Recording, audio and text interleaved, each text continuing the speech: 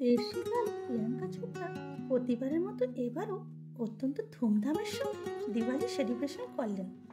অভিনেত্রী ভারত থেকে দূরে থেকেও বিদেশে নিজস্ব কালচার ফ্যামিলির সাথে সেলিব্রেশন করেন। প্রিয়াঙ্কা তার হাজব্যান্ড নিক জোনাসের সাথে ওই দিন গণেশ লক্ষ্মীর পুজো করেন। হোয়াইট কালারের কুর্তিতে প্রিয়াঙ্কাকে এরকম দেশি লুকে দেখা গেছে। প্রিয়াঙ্কা ও নিকের একমাত্র মেয়ে মালতীও এই খুশিতে মেতে ওঠেন। মালতী মায়ের সাথে রঙ্গোলি করতে দেখা গেছে। এরপর প্রিয়াঙ্কা রেড কালারের আউটফিটে একদম পার্টি মোডে ধরা দেন। এখানে দেখা যায় প্রিয়াঙ্কা তার শ্বশুরবাড়ির সকলের সাথে এই খুশি শেয়ার করেন। রেড কালারের আউটফিটে প্রিয়াঙ্কাকে খুবই কিউট দেখাচ্ছিল।